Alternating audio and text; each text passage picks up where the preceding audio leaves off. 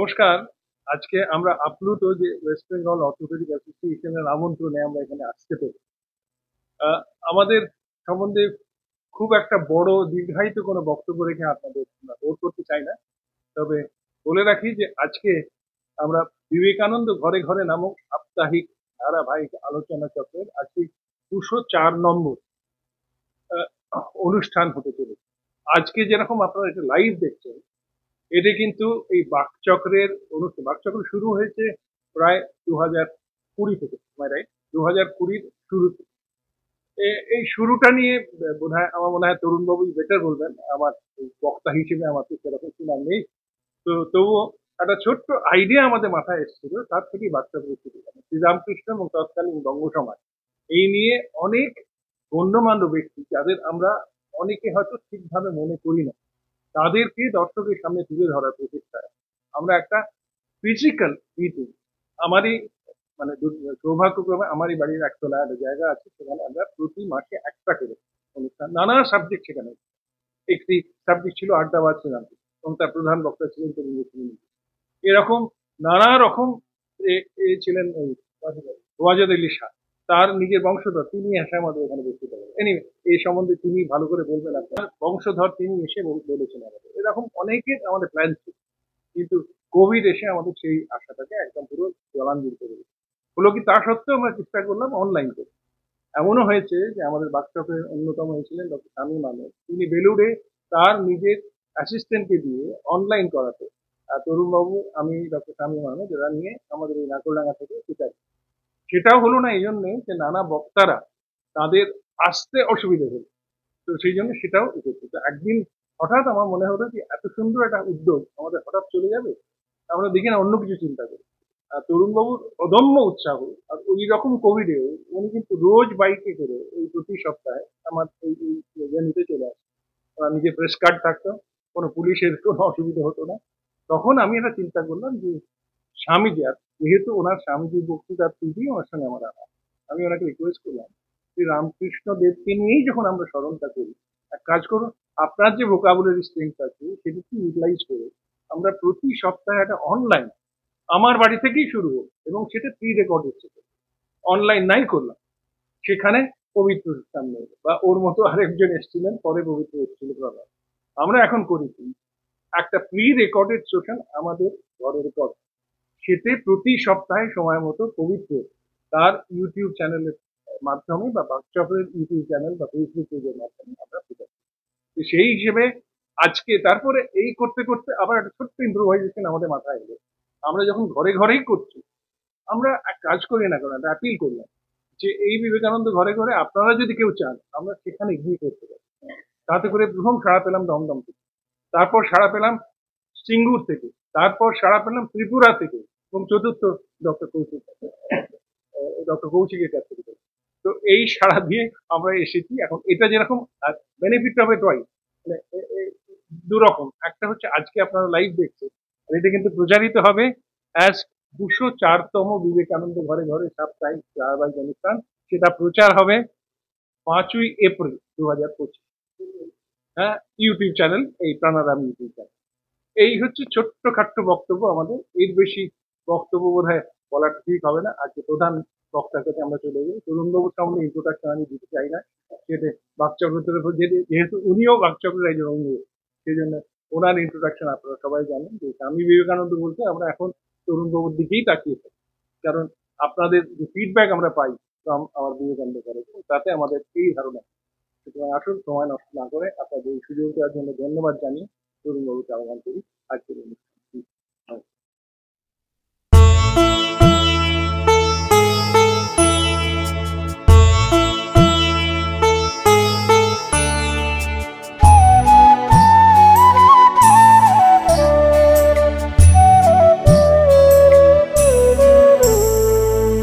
তোমারে করিয়াছি জীবনের ধ্রুবতারা, এ সমুদ্রে আরো কবু হব না গো পথোয়ারা। তোমারে করিয়াছি জীবনের ধ্রুবতারা,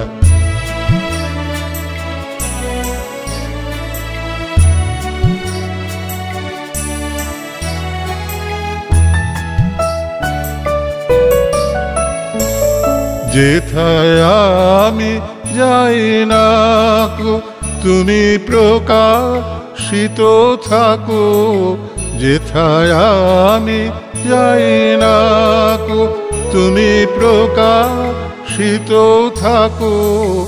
অকুল নয়ন জলে ঢালো গো কিরণ ধারা, তোমারে করিয়াছি জীবনের ধ্রুব তারা।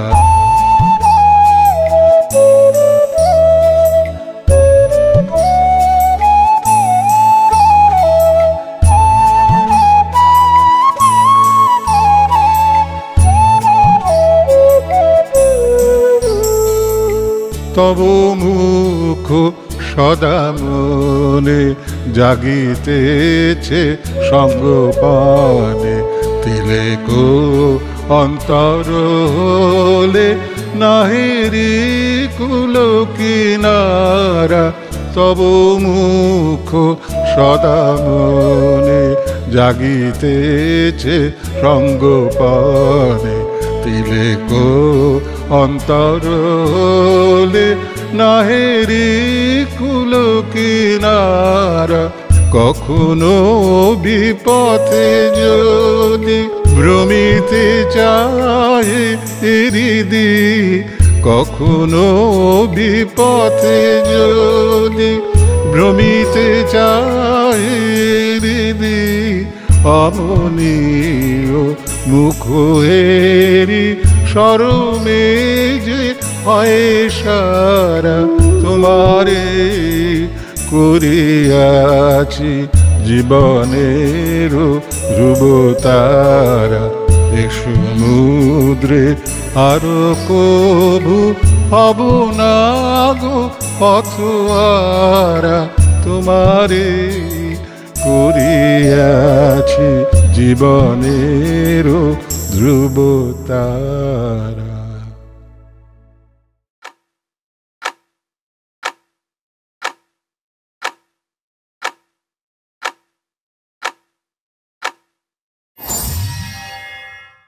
নমস্কার, ওয়েস্ট বেঙ্গল অর্থোপেডিক অ্যাসোসিয়েশন তারা যে আমাদের আমন্ত্রণ জানিয়েছেন, এতে আমরা অত্যন্ত আনন্দিত। আমরা বিবেকানন্দ ঘরে ঘরে কেন শুরু করলাম সেটা বলা দরকার। সুজিতদা বলেছেন, আমাদের মনে হয়েছে যে আমরা যে অবস্থার মধ্যে দিয়ে যাচ্ছি, আমরা মানি আর না মানি অবস্থাটা খুব ভালো নেই। তার একটি কারণ, আমাদের পরিকাঠামোগত যতই উন্নতি হোক, শিক্ষার বিস্তার যতই ঘটুক, মানুষে মানুষে দূরত্ব বাড়ে, এবং দূরত্ব কমানো যদি না যায় তাহলে আগামী দিনে একটা ভয়ঙ্কর অবস্থার আমরা মুখোমুখি হব। পাশ্চাত্যের দূরত্ব বজায় রেখে জনসংখ্যা কম বলে পাশ্চাত্য বেঁচে আছে। আমাদের তো জনসংখ্যাটা বিপুল, তাহলে আমাদের যদি দূরত্ব বাড়ে তাহলে আমরা মুশকিলে পড়বো। তাছাড়া আমাদের প্রত্যেক সমাজের কিছু বৈশিষ্ট্য থাকে, আমাদের সমাজের বৈশিষ্ট্য যে নৈকট্য, তার জন্য আমরা শুরু করেছিলাম এই বিবেকানন্দ ঘরে ঘরে। তার আগে আমরা যে সুজিতদা যেটা বললেন, নারকেলডাঙ্গার বাড়িতে আমরা অনলাইন অফলাইন শুরু করেছিলাম। কলকাতার একটা ইতিহাস, শ্রীরামকৃষ্ণের সময় থেকে 1902 অব্দি, এই যে সমকালের কলকাতা, একটা অসাধারণ ইতিহাস আছে। সুজিতদা যেটা বলেন না, সুজিতদা নিজে ব্যক্তিগতভাবে স্যার গুরুদাস বন্দ্যোপাধ্যায়ের উত্তরাধিকারী, এবং স্যার গুরুদাস বন্দ্যোপাধ্যায়ের বাড়িতেই এটা হয়। যে বাকচক্র আমরা বসি সুজিতদার বাড়িতে, স্যার গুরুদাস বন্দ্যোপাধ্যায় তৈরি করা বাড়ি। কেন? ধরুন আপনাদের একটা কথা বলি, কলকাতা যে মেডিকেল সায়েন্সের যে ইতিহাস, তার কিছু খুচরো বই আছে। আমাদের বন্ধু অশোক কুমার মুখোপাধ্যায়ের অসাধারণ বই লিখেছেন, অবিরাম জ্বরের রূপকথা, উপন্যাস, কিন্তু তখন কিভাবে মেডিকেল ট্রিটমেন্ট হতো তার উপর অনবদ্য বই, কিন্তু আমরা জানি না অনেক। আমরা সেটাকে পেয়েছিলাম যে ইতিহাস যদি একটা জাত না জানে তাহলে সেই জাত এগোতে পারে না। প্রত্যেকের একটা ইতিহাসের প্রতি আনুগত্য থাকা দরকার, শ্রদ্ধা থাকা দরকার, এবং জানবার ইচ্ছে দরকার। আর বিবেকানন্দের প্রতি গোটা পৃথিবীতে আবার নতুন করে তাদের মূল্যায়ন করা শুরু হয়েছে। রুথ হ্যারিস, অক্সফোর্ড বিশ্ববিদ্যালয়ের ইতিহাসের বিভাগীয় প্রধান, তিনি একটি বই লিখেছেন, গুরু to the world, life and legacy of Vivekananda. অসম্ভব বিক্রি হয়েছে বইটা। ওর নামটাও পুলিৎজার এবং বুকারের জন্য গেছে। যদি পুলিৎজার এবং বুকার প্রাইজ উনি পান যে কোনো একটা, দেখবেন আবার কিভাবে বিবেকানন্দের মূল্যায়ন শুরু হয়। বিবেকানন্দের মূল্যায়নের সুবিধে হচ্ছে এখন দেখা যাচ্ছে বিদেশের মতো সর্বত্রই প্রাতিষ্ঠানিক ধর্মের প্রতি মানুষের আনুগত্য কমছে। শনি পুজো হচ্ছে, পুজোর নামে নানা হুজুগ চলছে, কিন্তু আগে যেভাবে ধর্ম মানা হতো এখন সেটা হচ্ছে না। পাশ্চাত্যে প্রত্যেকদিন চার্চ বিক্রি হচ্ছে। রামকৃষ্ণ মিশনের শিকাগো একটা চার্চ কিনে সেখানে একটা আহ, সর্বধর্ম সমন্বয়ের কেন্দ্র খুলেছে। এবং বিবেকানন্দ যে কথাটি বলেছিলেন এর কোনো মান নেই, যে সভ্যতা যতদিন থাকবে তখন মানুষে মানুষে ভালোবাসা কোনোদিন কমবে না, কমতে পারে না। একদিকে মানুষ মানুষকে অত্যাচার করবে, খুন করবে, মারবে ইত্যাদি, কিন্তু আরেকদিকে টানটাও হবে। আজকে যে বলার বিষয়, সেই বেঁচে থাকে যে পরের জন্য বেঁচে থাকে, এর একটি সুন্দর ব্যাকগ্রাউন্ড আছে। 1895 সালে বিবেকানন্দ পল ডয়েসানকে নিয়ে লেক লুসার্নে গিয়েছিলেন সুইজারল্যান্ড। পল ডয়েসান খুব বড় ইন্ডোলজিস্ট ছিলেন। তিনি বিবেকানন্দের বন্ধু ছিলেন কারণ তারা দুজনে সংস্কৃতে কথা বলতেন। ডয়েসান খুব ভালো সংস্কৃত জানতেন, তার বার্লিনের বাড়িতেও স্বামীজি গিয়েছিলেন। সেইখানে খবর পান যে মাইসোরের মহারাজা তার প্যালেসের কয়েকটা ঘর খুলে দিয়েছেন গরিব ছেলে মেয়েদের পড়াশোনা শেখানো। স্বামীজি তার একটা অনবদ্য চিঠি লেখেন। সেই চিঠির একদম শেষে হচ্ছে, this life is short, the vanities of the world are all transient, but they alone live to live for others, the rest are more dead than alive. তারপর তিনি বলেন যে আপনার জন্য আমি প্রতিদিন ঈশ্বরের কাছে প্রার্থনা করি দারিদ্র ও অশিক্ষায় নিমজ্জিত লক্ষ লক্ষ ভারতীয়ের জন্য আপনার মন যেন আরো গভীরভাবে অনুভব করে। অনুভূতিটা কমে যাচ্ছে, সেই জন্যই আমরা বিবেকানন্দকে আনতে চাই। এই প্রসঙ্গে আমার আরেকজন গুরু বার্ট্রান্ড রাসেল তার একটি কথা বলি, সুন্দর একটি কথা বলেছে, the biggest problems of the world are not address to with a shrug of shoulders, with a hope that time will solve in its own way, but time without human effort is not so generous. আমার যদি ভেতর থেকে সেই চার্টটা না আসে, আমার যদি অনুভূতি বাড়ানোর ইচ্ছে না হয়, আমি কিন্তু কুঁকড়ে কুঁকড়ে শেষ হয়ে যাব। নিচ্ছে বলেছেন, after you have shed all your burden you become a burden to yourself. দেখা যায় যাদের পদমর্যাদা আছে, যাদের ঐশ্বর্য আছে, যাদের বৈভব আছে, যারা প্রাতিষ্ঠানিকভাবে খুব জোরদার, তারা কিন্তু মুখগুলো দেখলেই বোঝা যায় আনন্দে নেই। এটা অদ্ভুত জিনিস। আনন্দ তো ভারতবর্ষে ঋষির আবিষ্কার। আনন্দ কিন্তু সুখ নয়। ঋষি বলেছেন আমরা আনন্দ থেকে আসি, আনন্দে থাকি এবং আনন্দে লীন হয়ে যাই। পৃথিবীর যে কোনো মানুষ, যে মানুষটি পথে রয়েছেন এবং যে মানুষটি উচ্চতম তলায় বসে আছেন, দুজনেই কিন্তু শেষ অবধি দুটো জিনিস খোঁজে, শান্তি এবং আনন্দ। আর কিচ্ছু খোঁজে না, কিচ্ছু খোঁজে না। আর পৃথিবীতে খোঁজা কিছু যায় না। আনন্দ খোঁজে এবং শান্তি খোঁজে। কি পদ্ধতিতে আসবে সেটি জানা যায় না। শ্রী ভগবান গীতায় বলেছেন নিষ্কাম কর্মের কথা, কিন্তু আমার নিষ্কাম কর্মটা কোথায় করব সে বিষয়ে শ্রী ভগবান বলেননি। বলেছেন অপরের সুখ এবং অপরের দুঃখকে নিজের সুখ এবং নিজের দুঃখ বলে যে ভাবতে পারে অর্জুন সেও আমার মতো যোগী। বিবেকানন্দ সেইখানে মানুষকে নতুন দেবতা চিনিয়ে দিলেন। এমন কোনো মানুষ নেই, তিনি আস্তিকই হন বা নাস্তিকই হন, তিনি দেবতা কেমন দেখতে চান না। দেবতা লম্বা না বেটে, দেবতা কালো না সাদা, দেবতা মোটা না রোগা, সবাই দেখতে চান। এই দেবতাকে দেখা যায় না। অনেকে মনে করেন যে তিরুপতিতে দীর্ঘ লাইন দিয়ে স্পেশাল পুজো দেওয়াটাই হচ্ছে দেবতা দেখা। অনেকে মনে করেন জগন্নাথ মন্দিরে গিয়ে সকালবেলায় না খেয়ে ফিরে এসে গান্ডে পিণ্ডে ব্রেকফাস্ট গেলা এবং তখন একটু জগন্নাথকে ঘুষ দেওয়া, এটাই দেবতা। স্বামী রঙ্গনাথানন্দজি বলতেন যে চার ধরনের, যে এখনকার যে ঈশ্বরের প্রার্থনা পাল্টে গেছে। ঋষি প্রার্থনা করেছেন সর্বে ভবন্তু সুখিনা, সর্বে সন্তু নিরাময়া, সর্বে ভদ্রাণী পশ্যন্তু, মা কশ্চিৎ দুঃখভাগ ভবে। এর মানে হচ্ছে সবাই নিরোগ দেহে থাকুক, সবাই ভালো জিনিস দেখুক, কারুর যেন কোনো বিপদ না হয়। আর এখন রঙ্গনাথানন্দজি বলতেন, আজকে আমাকে বলছেন যে জানো এখন প্রার্থনার ধরনটা পাল্টে গেছে। এখন তো জগৎটা সবসময় ছোট জিনিসে আছে, SMS এর মধ্যে আছে জগৎ।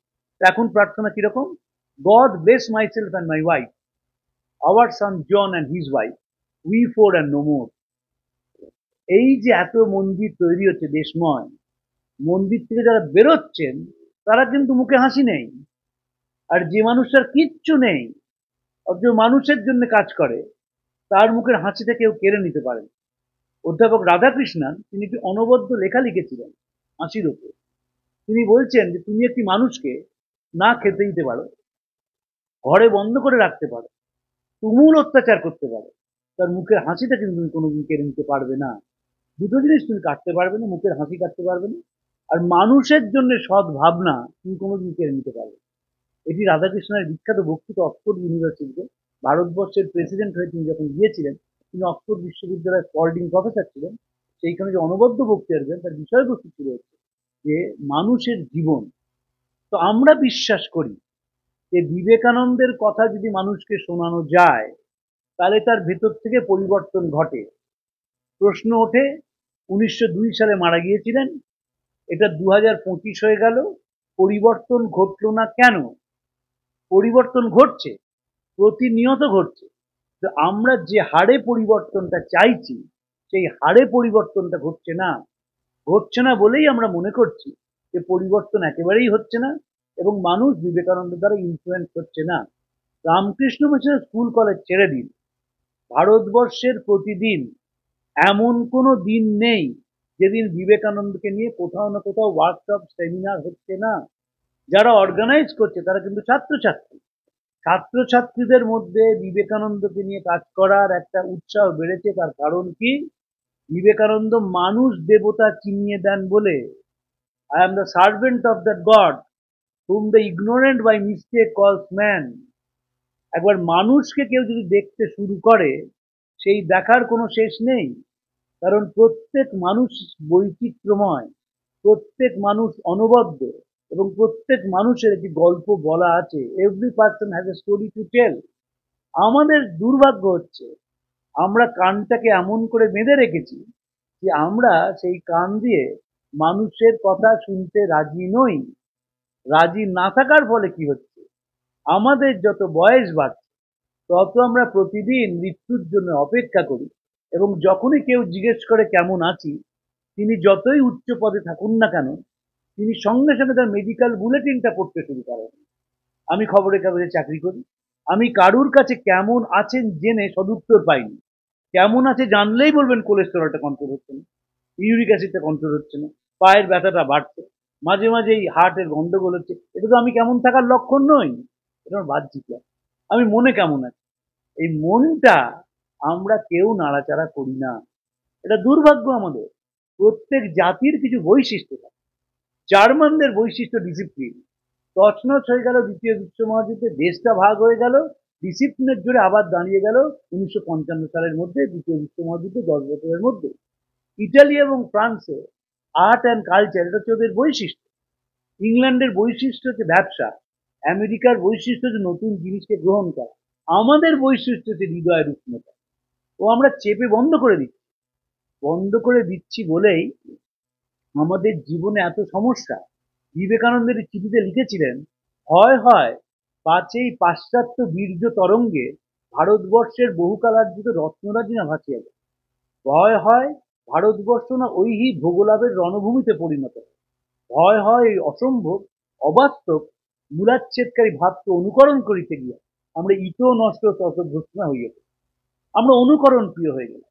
আমরা বুঝলাম যে আমার কোনো মনের দাম নেই, অনুভূতির দাম নেই, এবং দাম না রাখতে রাখতে রাতারাতি একটা পরানুকরণ প্রিয় জীবে পরিণত হলাম। এটা কিন্তু একটা ঐতিহাসিক কারণ আছে। যখন মেকলে সাহেব এখানে এসেছিলেন 1835 সালে, তিনি দেখেছিলেন যে এই একটা অদ্ভুত জাত যেখানে কোনো চোর খুঁজে পায়নি, খেতে পাচ্ছে না মানুষ, তুমি চুরি করছে না, ডাকাতি করছে না, এমন মানুষ দেখলেন যে তারা সৎ।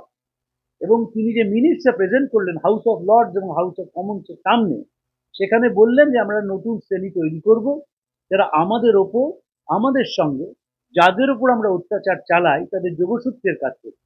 তারা দেখতে হবে ভারতীয়দের মতন, চিন্তায় চেতনায় কথায় বার্তায় হবে ইংরেজ। রাতারাতি দেশে ইংরেজ হয়ে গেল, দেখতে কালো কিন্তু গরমকালে ছুট পড়ে।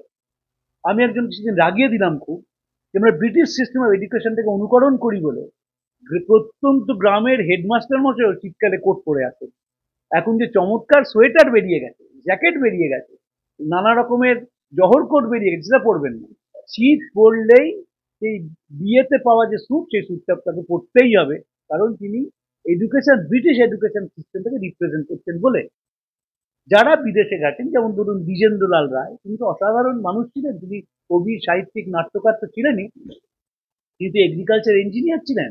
তো তিনি ফিরে এসে এই আমাদের চেহারাটা লিখেছিলেন খুব সুন্দর ভাষায়। আমরা বিলিতি ধরনের হাসি, ফরাসি ধরনের কাশি, পাপাক করিয়া সিগারেট খেতে বড্ডই ভালোবাসি। রাম কালিয়ার হরিচরণ, নাম সেসব সেকেলে ধরন, তাই নিজেদেরই সব ডেরে মিটার করিয়াছি নাম করে।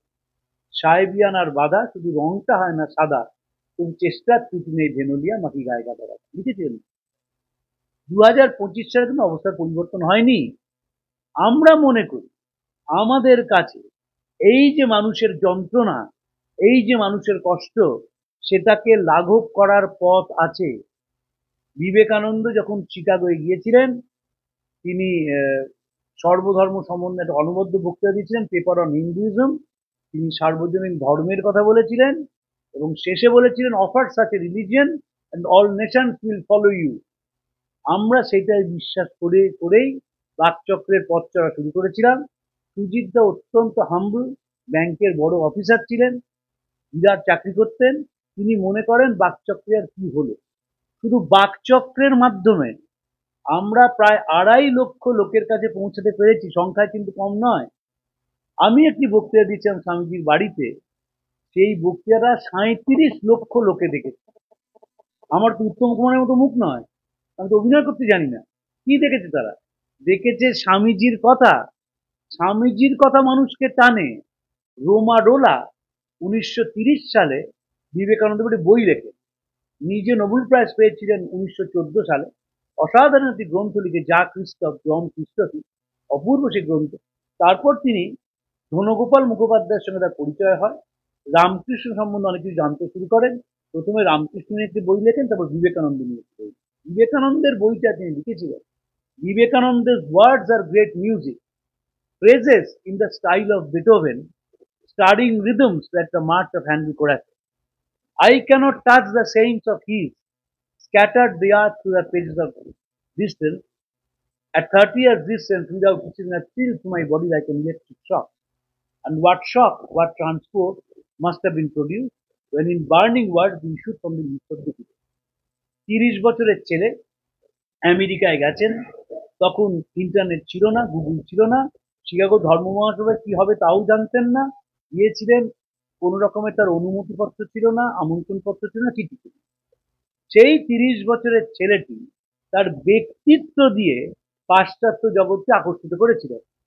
বিবেকানন্দের আগে যারা বিদেশে গেছেন, মহাত্মা রামমোহন রায়, দ্বারকানাথ ঠাকুর, সত্যেন্দ্রনাথ ঠাকুর, রমেশচন্দ্র দত্ত, তাদের প্রত্যেকের যাওয়ার একটা পারপাস। বিবেকানন্দের পরে যারা গেছেন, অরবিন্দ ঘোষ এবং সুভাষ ঘোষ, তাদেরও পারপাস ছিল আইসিএস হয়ে আসা, চাকরি নিয়ে আসা। বিবেকানন্দের পারপাস ছিল ভারতবর্ষের কথাটা গোটা পৃথিবীর কানে শোনানো। কারণ পৃথিবীকে যদি সুন্দর হতে হয়, পৃথিবীকে যদি ঋদ্ধ হতে হয়, ভারতের ঋষির কাছে আসা ছাড়া কোনো উপায় নেই। ঋষি পুজো করেননি, ঋষি মন্দির রচনা করেননি, ঋষি এমন দর্শন আবিষ্কার করেছিলেন যেখানে ভগবান নেই। ঋষি মানুষের জীবন দেখেছিলেন, কেমন ভাবে জীবন চলে, মানুষ কেমন, তার মন কেমন, তার বুদ্ধি কোন পথে যায়, ঋষি সেই দিকে নিরীক্ষণ করেছিলেন। একবার ওয়াটসন শার্লক হোমসকে জিজ্ঞেস করেন, আচ্ছা বলো তো, তুমিও দেখো আমরাও দেখি, তো তুমি এত কিছু কি করে দেখো আর আমরা কি করে দেখি না? তাতে হোমস বলেছিলেন, you see but I observe. ঋষি নিরীক্ষণ করেছিলেন। আমাদের দুর্ভাগ্য, আমরা সংস্কৃতরা জানি না। যদি সংস্কৃতরা জানতাম, দেখতাম তাবর পাশ্চাত্য দর্শন আমাদের কাছে ফুটনোট ছাড়া কিছু নয়। বার্টন রাসেল বলেছিলেন, the entire western philosophy is a footnote to Plato. দেখবেন প্লেটোর দর্শন আলুনি বলে মনে হয়, যদি আমরা সংস্কৃতরা জানতাম। আমরা জানি না, দুর্ভাগ্য আমাদের। দেখবেন প্রচুর মানুষ আছেন, তারা বলেন যে অসাধারণ কবি ছিলেন নেরুদা, অসাধারণ কবি ছিলেন রাশিয়ার বহু পণ্ডিত, কোনো সন্দেহ নেই। কিন্তু রবীন্দ্রনাথ যদি মন দিয়ে পড়া যায় তাহলে তো গোটা উপনিষদ পড়া যায়। উপনিষদ গ্রন্থের মূল কথা কি করে তুমি ভয় শূন্য হবে। আর তো কোনো শাস্ত্র নেই, ভয়কে জয় করার শাস্ত্র নেই। ফ্রয়েড বলেছিলেন দুটো ভয় আমরা তাড়না করে বেড়াই, একটা হেরে যাওয়ার ভয় আর একটা মৃত্যু ভয়, fear of defeat and fear of death. Upanishad এই দুটিকে জয় করার কথা বলেছিল এবং বিবেকানন্দ কি করলেন, আধুনিক ভাষায় এইটিকে মানুষের সামনে নিয়ে এলেন যে তুমি কি করে তোমার ভয়কে জয় করবে। এই যে সবসময় কুঁকড়ে থাকো, যে ব্যক্তিত্বের বিকাশ ঘটে না, এই যে তোমাকে তুমি সবসময় আড়ষ্ট, কারণটা মনে রাখতে হবে। বিবেকানন্দ যখন শিকাগো বক্তৃতা দিয়েছেন তখন 30 বছর বয়স। অ্যানি বেসান্ত হোম রুল মুভমেন্টের নেত্রী, তিনি উপস্থিত ছিলেন শিকাগো ধর্ম মহাসভায়। তিনি বিবেকানন্দ সম্বন্ধে বলেছিলেন, শিকাগোর ঘন আবহাওয়ার মধ্যে জ্বলন্ত ভারতীয় সূর্য, সন্ন্যাসী তিনি, তিনি প্রথম দর্শনের সন্ন্যাসীর চেয়ে সৈনিক বলে বেশি মনে হয়। বক্তৃতা মঞ্চ থেকে নেমে এসেছেন, দেশ ও জাতির গর্ব ফুটে আছে দেহের রেখায় রেখায়।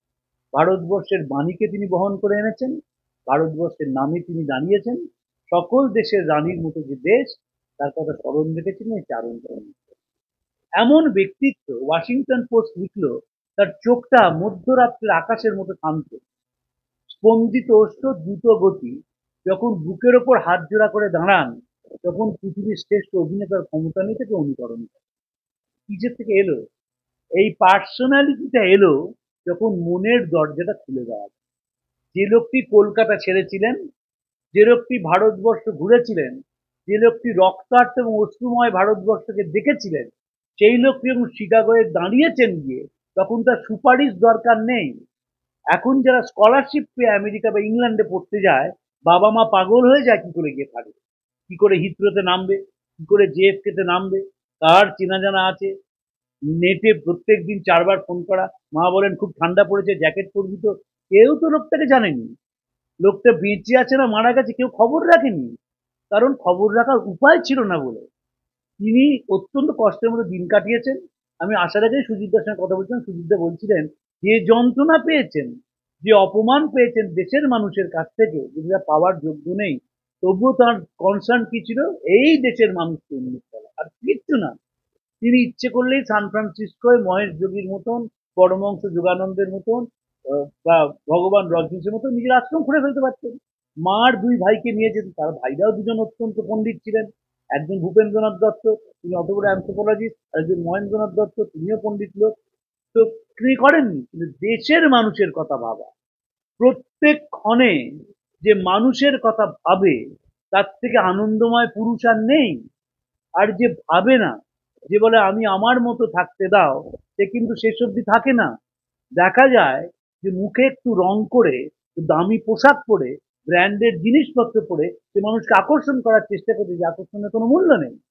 কিন্তু যে মানুষ জনরাজ্যে হারিয়ে গেছে, সেই মানুষই সুখী মানুষ। আজকাল দেখা যাচ্ছে যে সব জায়গায় মানুষের সঙ্গে যোগ করার একটা চেষ্টা চলে, হোলিস্টিক এডুকেশন বলা হচ্ছে। বলা হচ্ছে তুমি চিকিৎসা পড়ছো, মেডিকেল কলেজে পড়ছো, তোমার সঙ্গে একটা গ্রামকে নিয়ে গিয়ে সেই গ্রামের লোকদের সেবা করার চেষ্টা, প্রত্যেক ডাক্তার বলছিলেন পরিবারের যোগ করা।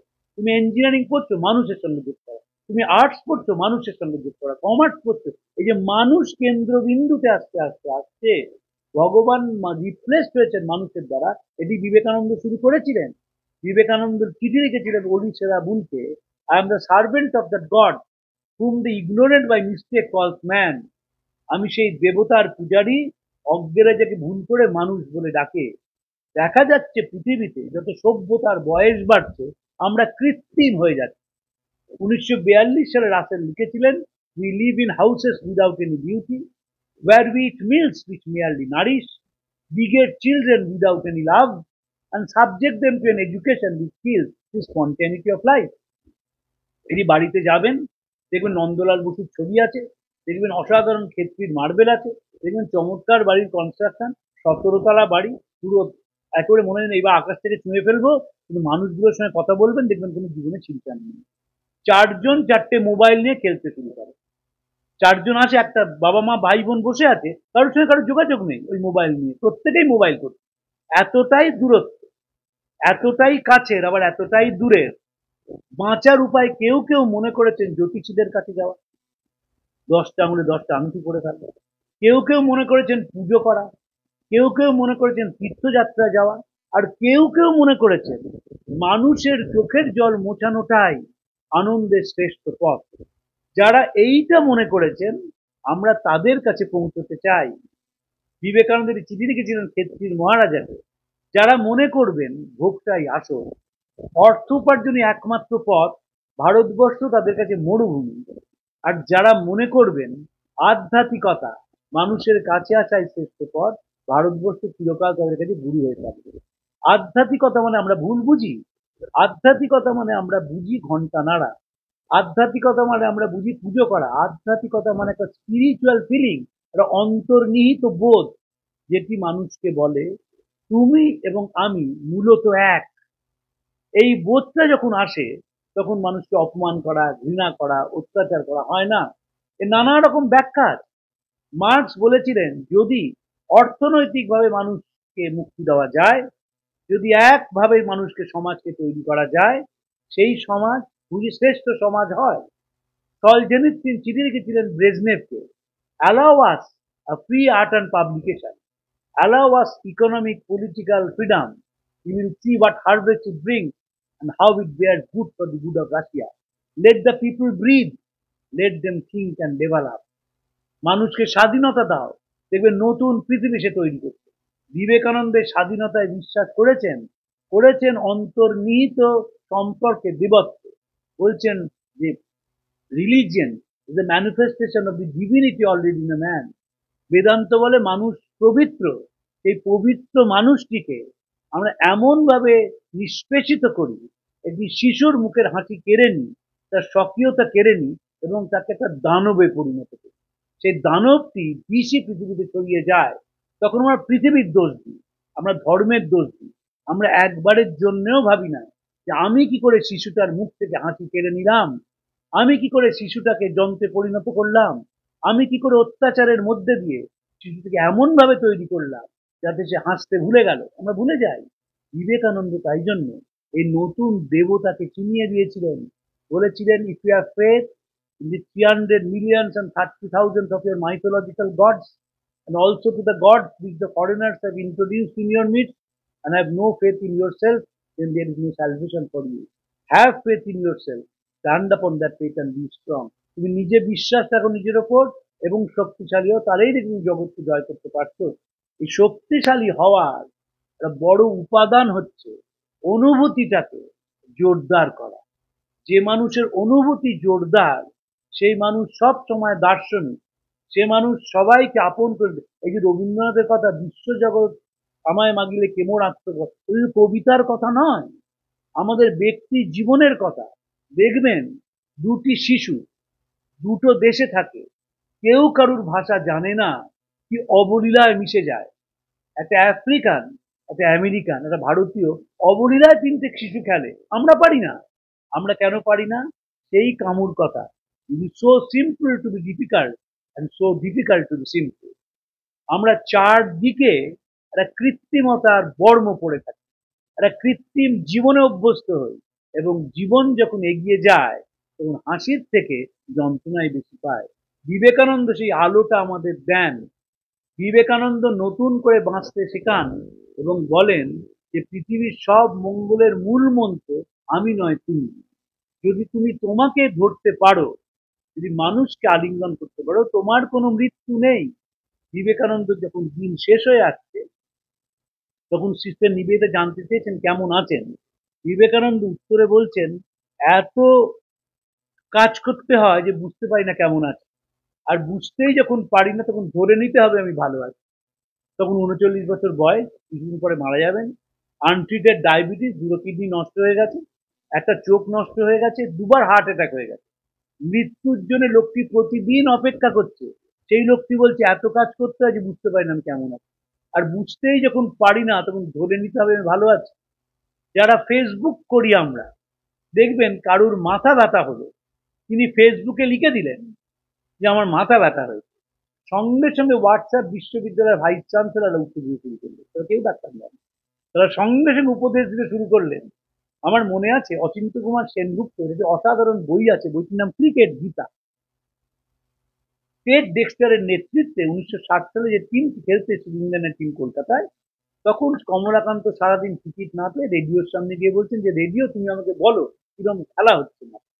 তখন রেডিও একসময় জিজ্ঞেস করা, আচ্ছা কলকাতার তো শ্রেষ্ঠ দর্শক, যখন কোনো খেলোয়াড় আউট হয়ে যাচ্ছে তখন দর্শক কি করছে? তখন রেডিও কমলাকান্তের প্রশ্ন উত্তর, রেডিওটি অসাধারণ কথা বলেছে, উপদেশান কমলা খোসান নিক্ষিপন্থী মাঠমধ্যে। উপদেশ এবং কমলা লেবুর খোসা মাঠে চুনে দিচ্ছে, সঙ্গে সঙ্গে উপদেশ চলে এলো। আসল যেখানে উপদেশ দেওয়া দরকার আমরা সেখানে দিই না। বিবেকানন্দ প্রথমবার বিদেশ থেকে ফিরে একটা আমেরিকা মাদ্রাজে বক্তৃতা দিয়েছিলেন, বিষয় ছিল মাই প্ল্যান অফ ক্যাম্পেইন, আমার সমন্বয়। 4 ধরনের শিক্ষার কথা বলেছিলেন।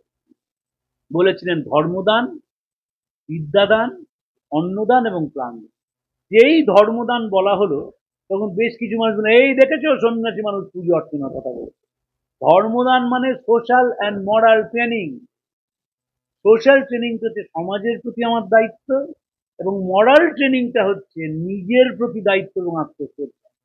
আপনারা ছোট জায়গা দিয়ে গাড়ি চালিয়ে যাচ্ছেন বা মোটর সাইকেল চালিয়ে যাচ্ছেন, উল্টো দিকে একটা গাড়ি আসতে শুরু করল, আপনি জানেন না আপনার ভবিষ্যৎ কি, কিন্তু এলো কেন?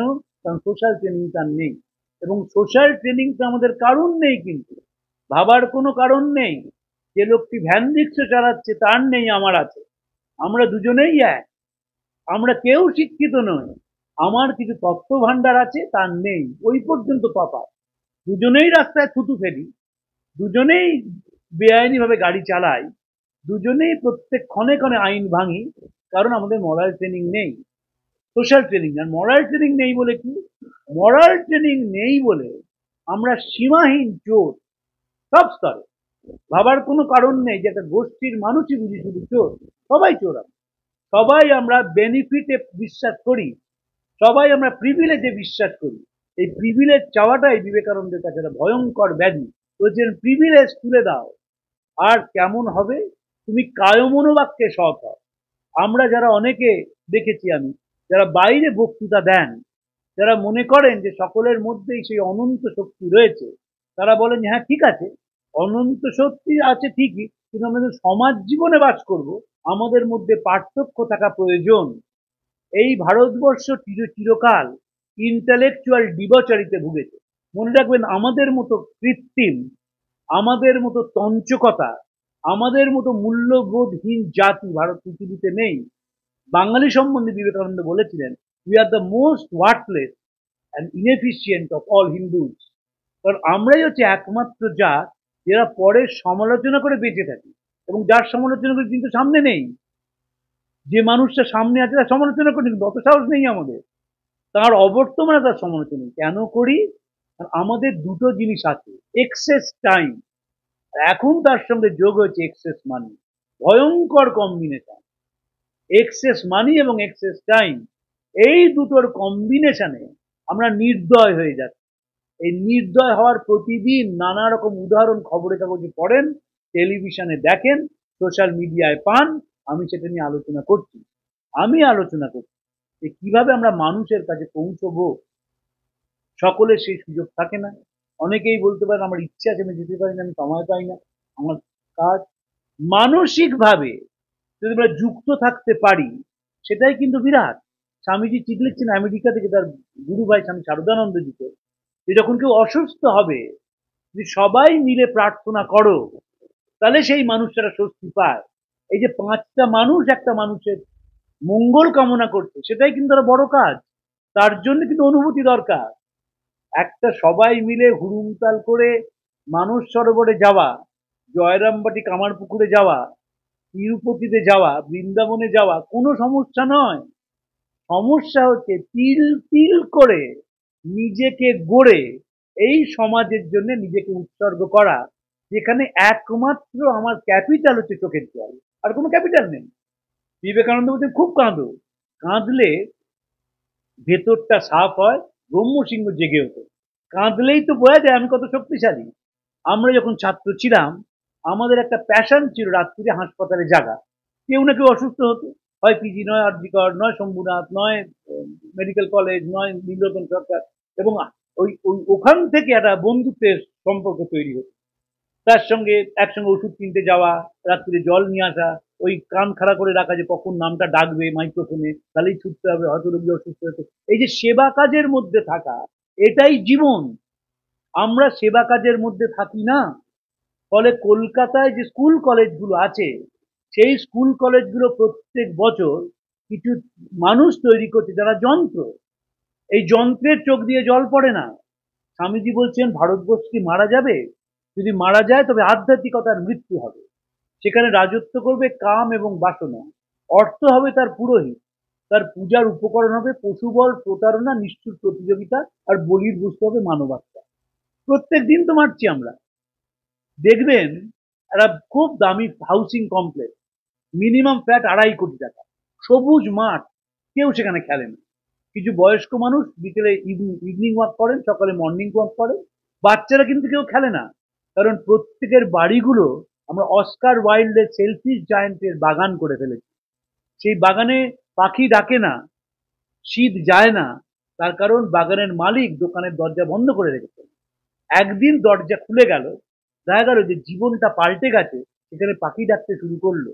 বিবেকানন্দ বলছেন একটা জীবন এক্সপেরিমেন্ট করে যাক না, নিঃস্বার্থ ভালোবাসার একটা এক্সপেরিমেন্ট, দেখা যাক না কি হয়, কোথায় পৌঁছানো যায়। যাকে ভালোবাসবো সে অপমান করবে, সে ঘৃণা করবে, সে অত্যাচার করবে, সে ভুলে যাবে, ঠিক। আমি তো আমারটা দিয়ে গেলাম। সাহায্য দাও, সেবা দাও, তোমার যা দেবার আছে তুমি দিয়ে দাও, সাবধান বিনিময়ে কিছু চেও না। এই বিনিময় না চাওয়াটাই তো শিক্ষা। বিনিময় না চাওয়াটাই তো মানসিকভাবে সূক্ষ্ম থেকে সূক্ষ্মতর হওয়া। বিবেকানন্দ দুটি কথার তফাৎ করেছেন, স্ফূর্তি আর ফুর্তি। আমরা ফুর্তিতে বিশ্বাস করি। আপনি যদি হাইওয়ের মোড়ে গিয়ে কোনো শনি, রবি বা বিশেষ ছুটির দিন দাঁড়ান, দেখবেন একের পর এক এসইউভি হয় মন্দারমণি না দীঘার দিকে ছুটছে। আর যদি সেটা দিল্লি রোড হয় তাহলে শান্তিনিকেতন যাচ্ছে। সবাই ফুর্তি চায় আর যন্ত্রণা নিয়ে ফিরে আসে। আর স্ফূর্তি যাদের হয়, ভেতর থেকে উচ্চারিত আনন্দ, সেই আনন্দ সম্বন্ধে সুকুমার রায় খুব সুন্দর বলেছেন যে আমি কিসে আনন্দিত হই? নৌকা ফানুস, পিঁপড়ে মানুষ, রেলের গাড়ি, তেলের ভাত আমাকে আনন্দ দিচ্ছে। আমাদের আনন্দ দেয় না। আমরা একটা রিসর্টে গিয়ে থাকবো, এবং কাদের মধ্যে থাকবো? আমার ক্লাসের লোকের মধ্যে। আমি অন্য ক্লাসে মিশবো না, আমি যাব না, আমি কথা বলবো না। তাই কোনো স্তরে আমরা মানুষকে স্বস্তি দিতে পারি না। আমাকে একজন ডাক্তারবাবু বলেছেন, তিনি খুব বড় কার্ডিওথোরাসিক সার্জেন, তুমি যতই ওষুধ খাও তোমার স্ট্রেস কমবে না, তুমি মনের দরজা খুলে না নিতে পারো। এই মনের দরজা খোলার বড় উপায় হচ্ছে মানুষের কাছে গিয়ে পৌঁছানো। আমার একজন আইএস অফিসার আছেন, তিনি চিফ সেক্রেটারি ছিলেন ন্যাশনাল গভর্নমেন্ট অফ ওয়েস্ট বেঙ্গলে। তার ভাইপো সম্বন্ধে আমায় বলেছিলেন আমি খুব ধুমধাম করে জন্মদিন পালন করি, তো তুমি তো মেশো অনেক জায়গায়, এবার জন্মদিনটা একটু অন্যভাবে পালন করি। কারণ সত্যিই চান মুখের কথা বলতে, আগে বাড়ির অনুমতি নিয়ে আসুন যে জন্মদিনের পালন অন্যভাবে পালন করবেন। কারণ আমি আমার সঙ্গে 8 ঘন্টা লেকচার দেবো, কালকে দেখবো আপনি বলবেন না ভাই বাড়ির কেউ শুনবে না, আমি কথা বলতে পারছি। তখন বাড়ির সবাই বলো না একটা দেখা যায়। তারা একটা শুরু করলেন অরফানেজে যাওয়া। সেই অরফানেজ গিয়ে দেখা গেল সেই বাচ্চাদের সঙ্গে যার জন্মদিন সে মিশে গেছে। সেই বাচ্চাদের জীবনে হাঁস জলে কি করে খেলে বেড়ায় দেখেনি, কি করে পাখি ডাকে দেখেনি, কি করে নারকেল গাছটা জল ছুঁয়ে বড় হয় দেখেনি। এইসব দেখতে এমন ভালো হয়ে গেল যে ছেলেটা এখন ইঞ্জিনিয়ারিং এর সেকেন্ড ইয়ারে পড়ছে, সে কিন্তু প্রত্যেক বছর জন্মদিনটা সেখানেই পালন করে এবং বছরের শুরুতেই বসে থাকে যে কবে সেই অরফানেজে যাবে। ওর সমবয়সীরাও সে অরফানেজ ছেড়ে অন্য কোথাও চলে গেছেন, তারাও কেউ কেউ করছে। কিন্তু ওই যে টান, ওই টানটা তার তৈরি হয়েছিল জীবনের ছোট বয়সে, ছোটবেলাতেই। আমরা কি করি? আমাদের ছোট ছেলে মেয়েদের আমরা কাজের দোহাই দিয়ে সময় দিই না। প্রত্যেকের সময় আছে, কিন্তু অঢেল সময় আছে। আমরা সময় নেই ওটা বাজে কথা বলি। কেউ একসঙ্গে বাচ্চাদের সঙ্গে বই পড়ি না, কেউ তাদের ভিক্টোরিয়া মেমোরিয়াল দেখাতে যায় না যে ভেতরটা চলে একটা ইতিহাসের কথা বলে, গল্প বলে। কেউ গঙ্গার ঘাটে গিয়ে গঙ্গার ঘাটের একটু ইতিহাস বলা, ওই জল কিনিয়ে দেওয়া করি না। না করে কি চাই? আমার সন্তানটা রবীন্দ্রনাথের মতো বাংলা লিখবে, সত্যেন বোসের মতো বিজ্ঞানী হবে, বিদ্যাসাগরের মতো উদার হবে, বিবেকানন্দের মতো সাহসী হবে। কোনোটাই হয় না, একেবারেই হয় না। দেখা গেল সেই ছেলেটা যখন বড় হয় সেটা টু লেগেড অ্যানিমালে তৈরি হয়েছে, যার মানুষকে অত্যাচার করাটাই কাজ। কিন্তু যদি আমরা আদর্শ মেনে মানুষের কাছে যাই, ওই 80G তে ছাড় পাওয়ার জন্য কিছু টাকা দেওয়া নয়, তাদের আসল ইন্টারেস্ট থাকে যে রসিদটা কবে দেবে, এরকম নয়। কিন্তু সত্যিই মানুষের কাছে আমরা যেতে পারি, মানুষকে ভালোবাসতে পারি এবং তাকে আশ্বাস দিতে পারি এবং জীবনটা দেখতে পারি কেমন। আমার আমি আমি পোষ্য ভালোবাসি, আমার 4টে ল্যাব্রাডর ছিল, 3টে চলে গেছে, এখন একটি আছে। আমাকে সবাই জিজ্ঞেস করতো, এই যে কুকুর তোমাদের খাটে উঠছে, তোমাদের কবে অসুখ হবে, সাংঘাতিক অ্যালার্জি হবে, মনটা লুকাস খেতে হবে, তারা কেউ ডাক্তার নয় কিন্তু, খেতে হবে ইত্যাদি নানা কথা, গায়ে র্যাশ বেরিয়ে যাবে, নানা কথা বলতে না। আমি দেখেছি রেল স্টেশনের পাশে 4টের সময় দুপুরে খাবার খাচ্ছে, মা বাবা ছেলে পাড়ার কেউ তাকেও খাইয়ে দিচ্ছে, এমনি কুকুর সেও কিন্তু তাদের সঙ্গে শুয়ে ঘুমাচ্ছে, কিচ্ছু হচ্ছে না, তাদের কোনো অসুখ হচ্ছে না। ও ডাক্তারি পরিভাষায় কি বলবে, তোমার ভেতরে এই হয়েছে, কবে তার বাইরে বেরিয়ে আসবে ছেড়ে দিন। এই যে ভালোবাসাটা, এই ভালোবাসাটাই ভারতবর্ষ। কেন রাজা তার ছেলেকে সন্ন্যাসীর কাছে পাঠাতেন গ্রামে, গ্রামে গিয়ে তো সে পড়াশোনা শিখতো এবং জীবনযাত্রা শিখতো, জীবন চর্চা শিখতো, জীবন চর্যা শিখতো এবং জীবন কি ভাষায় কথা বলে সেইটা জানতে চাইতো। বিবেকানন্দ জীবনের ভাষায় কথা বলতে শিখিয়েছেন। If there is a conflict between head your heart, appeal to your heart. যদি মস্তিষ্ক এবং হৃদয়ের মধ্যে কখনো সংঘাত হয়, তুমি তোমার হৃদয়ের ভাষায় কথা বলো, তুমি তোমার হৃদয়ের দিকে তাকাও, হৃদয়ের উষ্ণতা দিয়ে কথা বলো। আমি কিছুদিন আগে, আপনার ডাক্তারবাবু আছেন, আমি কোনো সমালোচনা করছি না, তার গল্প বলি। আমি নিজের জন্য আরজিকর মেডিকেল কলেজ দেখাতে গিয়েছিলাম। আমি সরকারি হাসপাতাল ছাড়া দেখাই না। আমি আউটডোরে লাইন দিয়ে টিকিট নিয়ে, অনেক সমস্যা আছে, এই নিয়ে তুমুল সমালোচনা হয়, কিন্তু আমি এটাই অনুসরণ করি। তো একটি ছেলে প্লাস্টিক সার্জারি ডিপার্টমেন্টে এসছে, তার গাটা পুড়ে গেছে, পুড়ে যাওয়ার পর সে গাটা রিপেয়ার্ড হয়েছে, একটা জায়গা দিয়ে পুঁজ বেরোয়। এখন তার বাবা মাকে আপনি দেখেই বুঝবেন, খুবই দরিদ্র পরিবার, তারা হুইল চেয়ারে করে বাচ্চাটিকে নিয়ে এসেছে। এখন হুইল চেয়ার যখন কোনো চেম্বারে ঢোকাতে হয়, তাদের নিয়ম আছে, যদি ওই চৌকাটের মধ্যে আমার ওখানে বিট থাকে স্টিলের, তাহলে হুইল চেয়ারে ঘুরে ঢোকাতে হয়। আমরা যেহেতু হাতে কলমে কাজ করি, আমাদের এগুলো মুখস্থ। তো সেই ছেলেটি তো বাবা মা এরকম করে ঠেলছেন না, তিনি হুইল চেয়ারের পাটা চাকাগুলো আটকে গেছে। ডাক্তারবাবু যিনি বসে আছেন, তিনি তার বাবা মাকে এমন ধমকাচ্ছেন, তাহলে সে ধমক শুনে একটা থতমত খেয়ে গেছে, কি করবো জানি। আমি পাশে বসেছিলাম, আমি গিয়ে হুইল চেয়ারটা ঘুরিয়ে ঢুকিয়ে দিলাম, ঢুকিয়ে সে ডাক্তারবাবুর কাছে নিয়ে গেলাম। তিনি দেখলেন। আমি পরে ডাক্তারবাবুকে যখন আমার টার্ন এলো, বললাম যে আপনি তো ভালো কলেজে পড়েছেন, আপনার ব্যাকগ্রাউন্ড আমি জানি, এইভাবে ব্যবহার করলেন কেন? তিনি কোনো কথা বললেন না। জীবনের প্রত্যেক ক্ষণটা হচ্ছে আমাদের পরীক্ষা। আমাদের সঙ্গে অন্য ধর্মের একটা মূল তফাৎ আছে। অন্য প্রাতিষ্ঠানিক ধর্ম বলে যে তুমি ভাই সারাদিন যা খুশি করতে করে যাও, বছরে সপ্তাহে একদিন ধবধবে জামা কাপড় পরে তুই উপাসনালয়ে গেলেই হয়ে যাবে। আমাদের তো কোনো উপাসনালয় নেই, আমাদের তো কোনো ধর্মগ্রন্থ নেই, আমাদের কোনো ধর্মের প্রতিষ্ঠাতা নেই। আমি প্রতিষ্ঠাতা, আমি ধর্ম, আমার জীবন। সেই জীবনটা যেন কোনো স্তরে মেকি না হয়ে যায়, যেন কৃত্রিম না হয়ে যায়, যেন মুখে রং মেখে আর মুখোশ পরে পড়েছি পর তুলো, আমরা যা নয় তাই সেজে সবার চোখে দিয়ে ধুলো, সেটা না হয়। জীবনটা যদি আলিঙ্গন করা যায়, মানুষের দরবারে যাওয়া যায়, জীবনের উষ্ণতা দিয়ে মানুষকে ভালোবাসা যায়, দেখা যাবে অনেক দুঃখ কমে গেছে, অনেক যন্ত্রণা কমে গেছে। বিবেকানন্দ বলছেন, ওপরের দিকে তাকাও, তবে বহু মানুষ আছে তোমার থেকে ভালো অবস্থায়। এবার নিচের দিকে তাকাও, দেখবে অসংখ্য মানুষ তোমার থেকে খারাপ অবস্থায় আছে। যখন তোমার এদের সঙ্গে প্রত্যক্ষ যোগাযোগ হবে, তখন তুমি তোমার নিজের দুঃখ ভুলে যাবে। আমি যে স্কুলে পড়তাম, সেই স্কুলে পাদ্রীরা ছিলেন, ইউরোপিয়ান পাদ্রী, তারা স্কুল চালাতেন। আমাদের শুক্রবার দিন করে সাপ্তাহিক পরীক্ষা হতো। পরীক্ষা হয়ে যাওয়ার পরে তারা স্কুলের কাছে একটা বস্তিতে নিয়ে যেত এবং সেই বস্তির মানুষের জীবনযাত্রা আমাদের দেখাতেন। কিছুদিন পর থেকে আমাদের যে ব্যক্তিগত চাহিদা, সেটি কমে যেতে লাগলো। আগে আগে আমাদের তো বাড়িতে ফ্রিজ থাকা সত্ত্বেও ওই বছরে একদিন বা দুদিন আইসক্রিম খাওয়ার নিয়ম নিয়ম ছিল। তো সেই মনে হতো না, ঠিক আছে, ওরা তো খায়নি, আইসক্রিমটা খাবো না। এই করতে করতে এমন হলো, আমাদের গত 40 বছর ধরে স্কুলে একটা ফ্রি মেডিকেল ক্যাম্প চালানো হয়। কলকাতায় অনেক ভালো ভালো ডাক্তারবাবু তারা আমার স্কুলে পড়তেন, তারা সেই ফ্রি মেডিকেল ক্যাম্পে বসেন, বিনামূল্যে ওষুধ দেওয়া হয়, চিকিৎসা করা হয়, ইত্যাদি ইত্যাদি। এবং স্কুলের প্রাক্তনীরা বছরে কয়েকটি অপারেশন করান, কিডনি ট্রান্সপ্লান্টেশন করান, ওপেনার সার্জারি করেন, করি। এটা শুরু হয়েছিল স্কুল থেকে। স্কুল যদি একটি বাচ্চা শেপ দিতে পারে, বাবা মা যদি দিতে পারে, কোনো স্তরে তার মনটা মারা যাবে না। আর তোমার মন যদি বেঁচে থাকে, তবে সে মানুষ যেখানেই যাক, সেখানেই মানুষকে আনন্দ দেবে, মানুষকে তাকে দেখে উৎসাহিত বোধ করবে।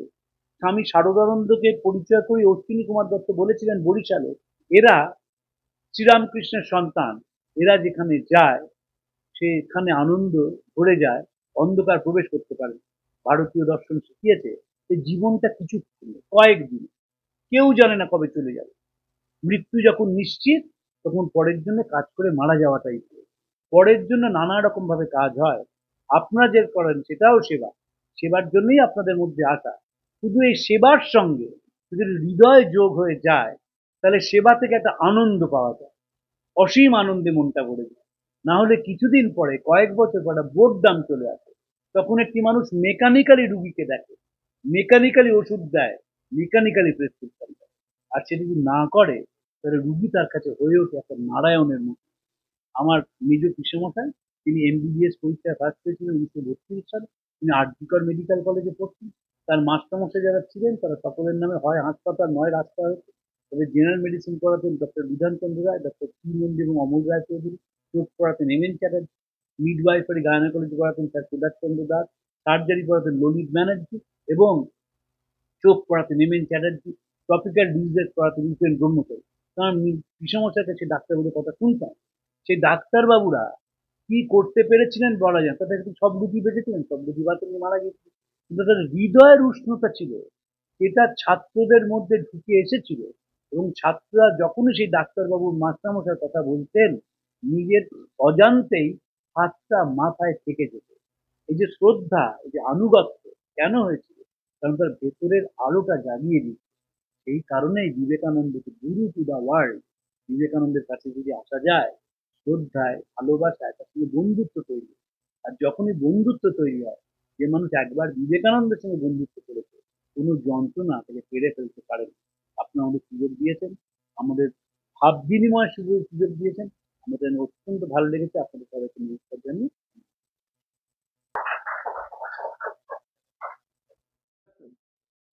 ইনভিজিবল স্পেল বাউন্ড হয়ে আপনার বক্তব্য শুনলাম।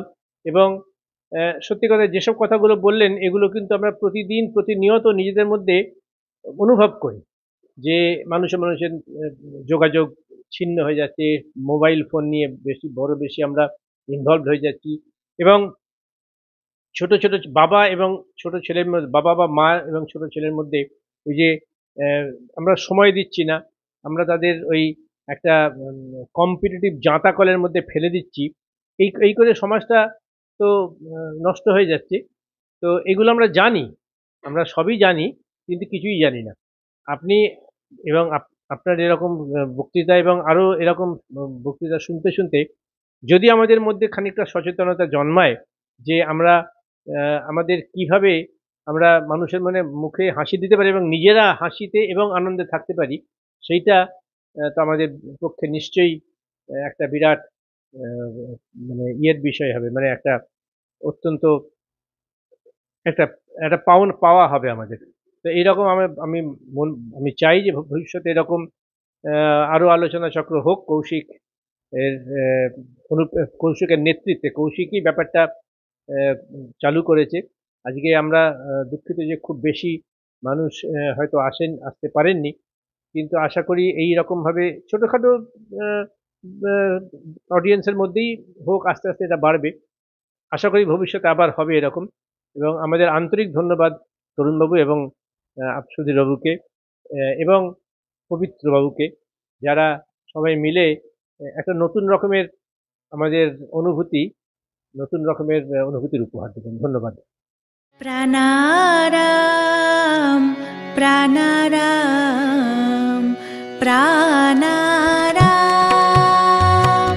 প্রাণারাম প্রাণারাম প্রাণারাম। কি যেন লুকানো নামে তাই মিষ্ট এত তব নাম প্রাণারাম প্রাণারাম।